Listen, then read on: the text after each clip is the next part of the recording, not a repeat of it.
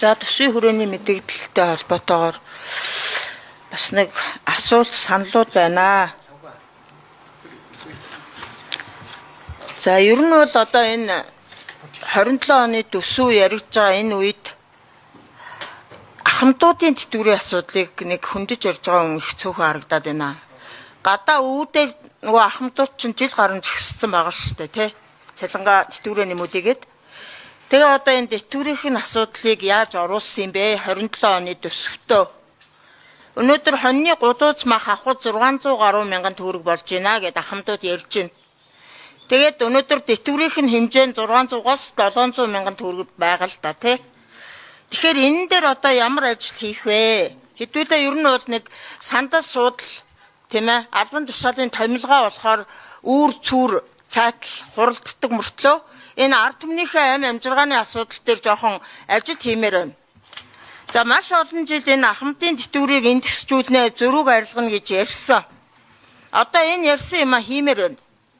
Ялангуяа энэ хүний өвч нийгэм бодлогын байнгын ороо энэ ахмадын тэтгэврийн асуудал, энэ тэтгэврийн зөрүү арилгах, индексжүүлэх асуудал дээр санаачлахтай идэвхтэй ажилламаар гэж би хэлмээр байна. Тэгээ энэ ахмадуудаа одоо яах вэ? Гадаа чагсаагаад байх юм уу? Энэ махны чи үн бүр дийлдэхээ да тэнгэр татлаа тий. Тэгээ энэ төсвийн тодтголоороо ахмадын тэтгэврээ шийдэх хэрэгтэй байна да энэ хоёр сайдаа. За ийм л юм хэлээ. За 27 онд 2.6 их 80 төгрөгөөр манай суур зардал нэмэгдэнэ. Энэ зардлаар зөвхөн цалин тэтгэвэр нэмэгдэж байгаа. За энэ цалин тэтгэвэр бүгд нэг хуулийн заасан инфляцтай уялдуулаад нэмэгдэнэ. Бид бол эдийн засгийн хөгжлийн яам бол 10% нэмэгдэл гэж төсвийн орон зайгийн сангийн яамд гаргаж өгч байгаа. Инфляцийг 10, дээд хэмжээ 10 дотор нэмнэ гэсэн. За тэгэхээр намар сангийн яам төсвөө зохиогоод ороод ирэхээр энэ тодорхой болох байхаа гэж.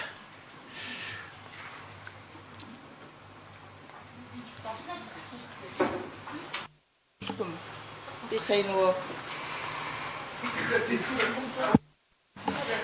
За нэмж хариулна уу? Энэ хоёр сайд. Зөвшөөрөл. За тодорхой. Та тодруулаад та. Тэгээ тэтгэвэр бол 10%, инфляцтайгаа уялдуулаад 10%-аар нэмэгдэхээр бид нар төсвийн хүрээнд орон зай их өсрөн суулгасан гэж. за ахмадын тэтгэвэр 10% нэмэгдэхэд нэг 60 мянга л нэмэгдэх бах тий. Тэгэхээр нэг хил махны л үнэл юм байна л да.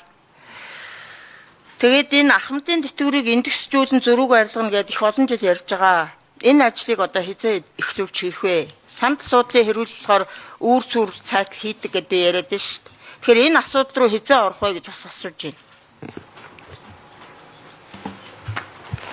За энэ хоёр сайд хариулна. Танай яам дээр. За сангийн яам хариулах юм дээр. За сангийн яам Санжаад орж дараа 3 дугаар микрофон.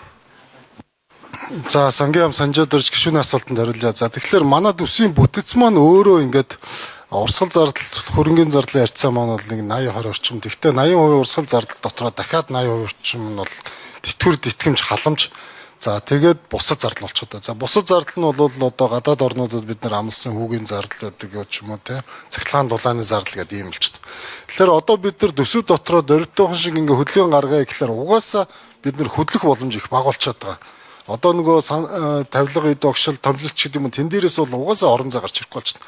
Тэгэхээр том зардал маань юу вэ гэхээр цалингийн зардал, тэтгэврийн зардал. Тэгэхээр бид нар энэ дээр нэг бол реформ хийн. Нэг бол бид нар эдийн засгаа томруулах хамгийн чухал арга болчиход байгаа. Хамгийн бодиттой, хамгийн бэлэг боломжтой зүйл нь эдийн засгаа яаж томруулах вэ гэдэг дээр л фокуслж ажиллах.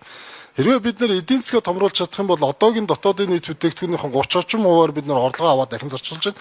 Үүнийгээ одоо нэмэгдүүлж чадах юм бол энэ тэтгэврийн асуудал одоо зовлонгууд шийдэгдэнэ.